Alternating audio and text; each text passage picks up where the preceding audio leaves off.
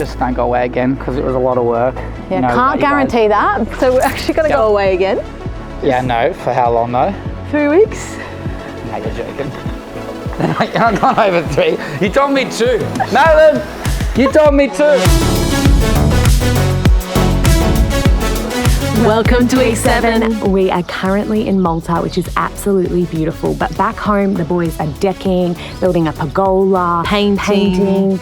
They're doing all the hard work. And we're so grateful for them because we seriously couldn't do this without them. Welcome to Jack Taylor's site, now without the girls, ready for actual building 101 with no female input, which means it gets done faster, but probably not to the same quality as when the girls are here.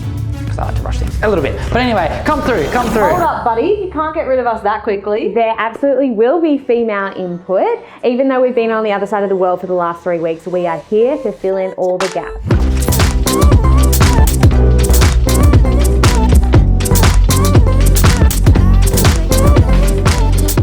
This week the boys have a big to-do list. So last week while I was still here, I made sure we started the kitchen because I wanted to be there while they started putting together the kitchen, just to make sure everything was perfectly placed how I wanted it, because I'm a little bit of a control freak. But they've also got shoes. You're not wrong. The boys are doing lots of fiddly jobs this week, including like the arcs, the jambs, the doors, the door handles, just lots of little jobs that take quite a bit of time. We like to hang the doors because when you put a door in, it's really, really annoying if you have to cut down your door, plane your door down, if you fix off the jamb. So I usually hang the door, you make your jamb nice and straight, fix it all off, and then you take your doors off and you paint. Just find it a bit easier in the long run.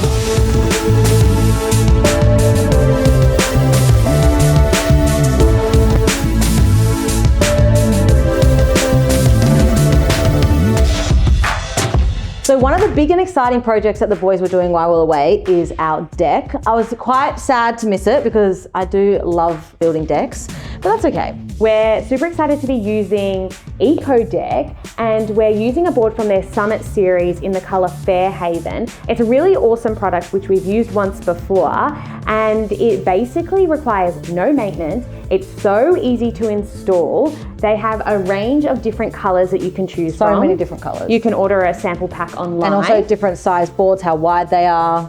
And I think the biggest thing that we really loved about it is the maintenance. In the past, we've had decks where we've had to constantly sand and oil. Or pick the wrong stain color. We've had some doozies of different stain colors. Terrible stain colors. So at least we knew when we were getting the EKODECK that we could install it really easily. Well, the boys could install it really easily. Because they have really cool like clip systems. And we didn't even have to touch it. We didn't have to sand it or oil it, and it will forever look beautiful. And it will forever stay the same color, which is really nice. Since the girls have been gone, we've also decided to come outside and do a deck. This stuff is really, really good.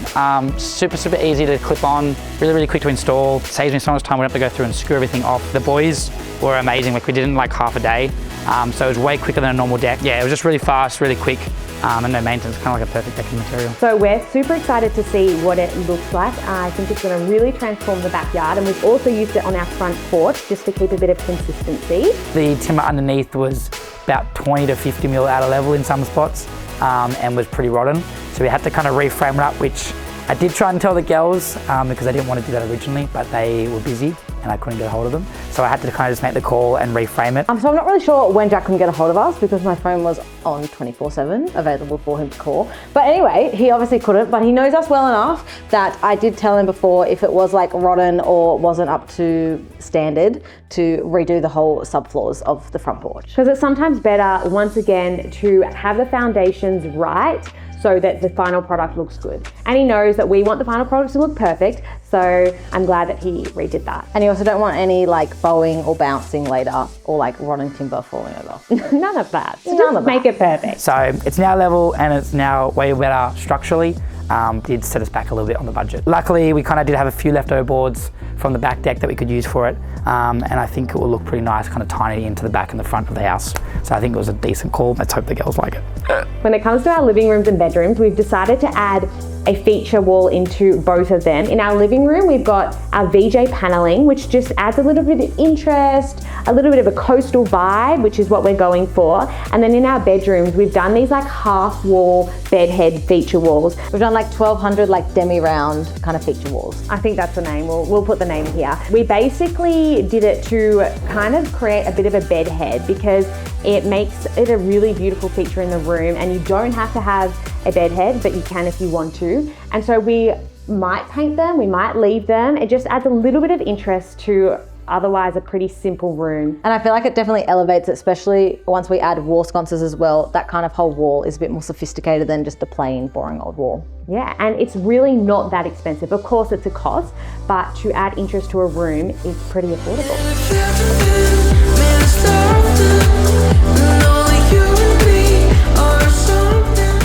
Yeah, we've had a few setbacks, mainly in this bathroom area. Madeline really wanted this specific tile, which doesn't come in stock until about middle of June. And that's kind of when the project wanted to be wrapping up. So unfortunately, we did want to have tiles kind of start laying this week and even next week. But I think at this stage, the scheduling is looking about the 11th and 12th week.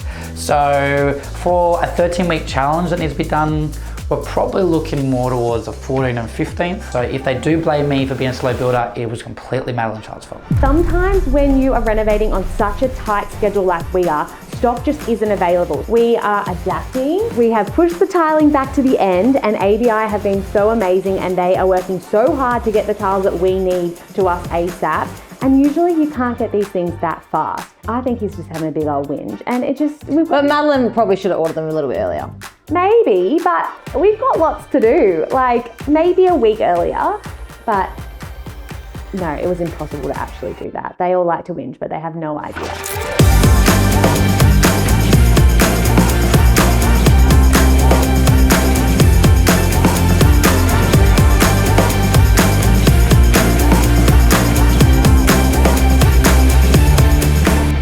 So it's week 8 now, and the biggest job this week is to paint. I ideally wanted to paint before I went away, but it didn't quite work out that way, and Jack convinced me. Such a shame. And Jack convinced me otherwise. I do love my spray gun. It is my baby that I've loved for 5 years. This is the queen of painting here. I hate painting, but I do love my spray gun.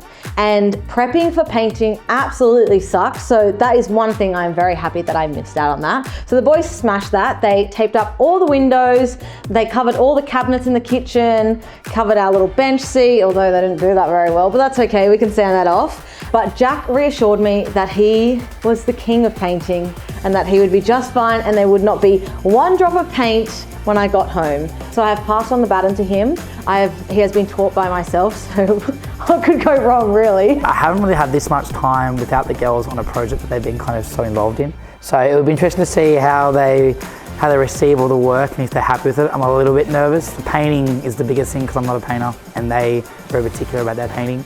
So I was talking to the boys and seeing how much mistakes they're going to pick up, and I think painting will be the biggest one because they have a really good eye for detail with those things. The boys actually know us very well, and they know that we like the walls to be wiped down, everything's perfect. I Amazon primed a massive box of baby wipes while I was away and was like, hey, wipe down the walls please. So after you sand down the gyprock, there's a whole bunch of dust everywhere, and normally we like vacuum and blow, and the final thing I like to do is just wipe down the walls with like a damp cloth or a baby wipe to really ensure there's no dust particles before you paint, because otherwise you get little bumpy walls, and we don't like that. No, we don't. The main reason we had to do the painting was for the floors. We had Flooring Extra booked in to do the floors, I think on Friday, which they were originally just going to put ply down, added a few of the kind of low spots and humps. Because the floors are so out of level, these boys decided to come back on Monday to pretty much audit the whole floor, which is what you can kind of see at the moment. So that's really good, makes the whole ground kind of flat and level, and hopefully no squeaks or movement in the boards. So we're pretty happy that they're going to come back and do that for us.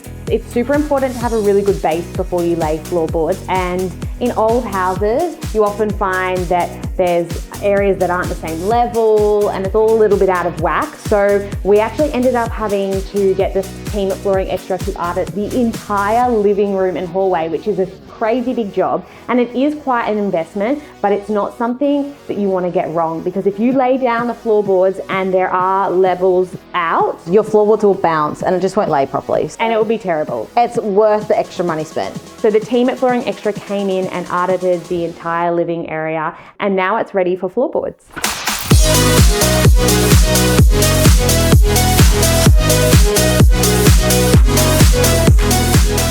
So one of the big jobs for week 9 was the pergola, and we actually got some inspiration for the pergola In Malta. So it was worthwhile. I was literally sitting down, messaging Jack, and I literally looked up, I was like, this pergola is beautiful. We should just copy this. So we actually took inspiration from our Maltese villa and we kind of replicated it, which is actually In our kind of own way. Maybe we should put a photo here.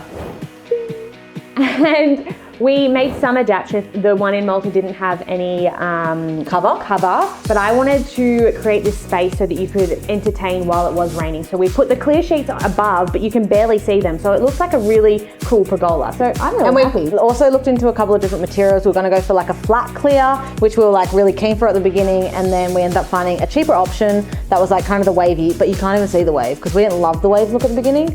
It looks great, and you can't even tell there's sheets on them at all. Also, because our house isn't the biggest house ever, and we don't have 2 livings, we wanted to make sure it was functional when it was raining as well, that people could be outside. So we came to a very happy compromise, and I think it looks amazing. Yeah, you can be proud. Joe, what do you think? I think we've done a great job. Honestly, we've never done anything, well actually, have we done something like this before? Nothing to this extent of design. And usually my female women in my life, Mel and Charlotte, would help me with designs, but they were not here. So they sent me a few Instagram reels of ones they liked, and we kind of just had to make it work. But I think it looks good. Joints? Yeah, the joints, we gut filled everything. We sprayed it 3 times. We might have sprayed the neighbour's house a little bit, but We don't talk and about the plants. Yeah, look, it's snowing in July. Hey. So a bit of paint everywhere, but I think it's quite good. The girls like the design of the battens. Usually just put like one every like 600 spacings, but we did one every 42 mil. And the batten size is 42 mil as well. So it kind of gives that nice kind of a little bit of shade, a little bit of privacy, but then also a little bit of light and sun. And that's kind of what we wanted to achieve with it. Charlotte said if I get any paint on the deck, she will kill me. So I'm really praying to God that once we lift these drop sheets up, there'll be no paint on the deck. Because I haven't checked, and I'm not really ready to check because it's going to be really expensive to switch out boards. When it came to designing the pergola, there was a lot of 2 and 3 a.m. phone calls, and we would going back and forth, and then we'd go back to sleep, and then Jack would call us again because we obviously haven't done this type of pergola before. And we want to make it perfect. So we were like, just call us as many times as you need. So guys, the joys of being on different time zones. We had a beautiful 2 a.m. chat with Jack last night. We woke up to Charlotte's phone. He was asking about paint. What paint to use? I barely remember it. All I remember is like half asleep, I hear the conversation saying low sheen paint. Semi-gloss. And then Mel turns over because I'm normally the one talking because Mel's like asleep and dead to the world. She's like, semi-gloss? in the middle of the night because I hear him asking what to use. And then I'm still talking to Jack and all I hear is a bang. I got up to go to the toilet and I ran into the door because I couldn't see and it was 2 a.m. No, to be fair, it is a glass door.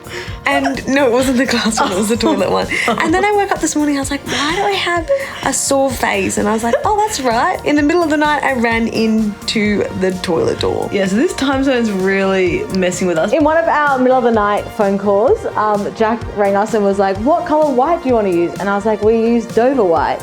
And he's a little bit dyslexic, so am I. And so he translated it to Dove white.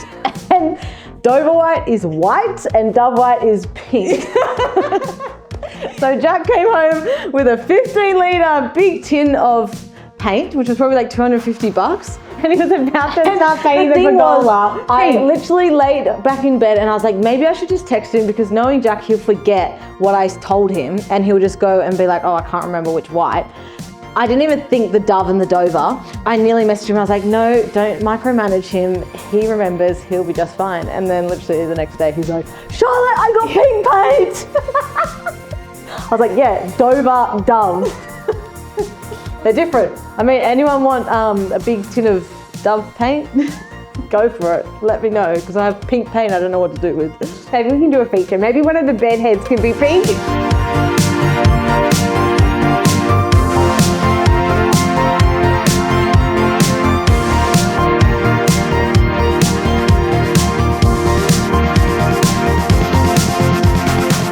So for this episode, we're combining week 7, 8, and 9 budget. So the entire time while overseas, and I'm gonna run through it with you now. So the total labor was $21,390. And that included our gyp rocker, had to come back and fix up a whole pile of setting stuff, had to do our bulkheads and other little touch-up things. And then it also included the boys' carpentry. And then our materials for this week was $18,144. The majority of the materials cost was made up of stuff for the deck, the pergola, paint, lots of tip runs. We ordered our feature lights, our laundry track, and just a whole bunch of other little miscellaneous little bits and bobs. Total for the last 3 weeks combined is $39,534. A huge cost that we actually managed to save on was our painting expense. Obviously, we normally try to do it ourselves, but we weren't there, so we managed to get Jack and the boys to do it. And painters are normally quite expensive, so we definitely saved $1 or $2 getting the boys to paint. Grand total for the last 9 weeks comes to a total of $115,813. So far, we're tracking quite well on budget, but I do have to go through and just double check that I'm not missing any sneaky little expenses. Do you want to know something terrible? That we did major, We just major messed up. Major boo-boos, like $4,000 boo-boos. I don't even know where to begin. And also pain in the ass boo-boos. When we ordered the kitchen a few months ago, there was a few options for paint and we picked Lexicon Quarter and we're like, yeah, cool, we'll deal with the matching of the walls later, right? And we've used that colour before for cabinets. And so anyway, like fast forward, we're in the thick of it. I think we're thinking about like paint colours and we're like, we did natural white on the block. Like we should totally do natural white. Keep in mind, we have never done natural white before. Ever. And so anyway, we were like, why don't we do natural white? We did it on the block and it looked good. It's a little bit more warmer, all this kind of stuff. Not thinking that we'd already ordered the kitchen cabinets ages ago. And this is what happens when you're doing things on the fly and then you're freaking leaving the country. So anyway, note to self, think about paint colours. Don't rush things. This is just a natural consequence. The question is, are we gonna have to paint our entire house again, which is gonna cost us a couple of $1,000s, or are we gonna find another solution that fixes the problem? I don't know. We'll find out. Wow!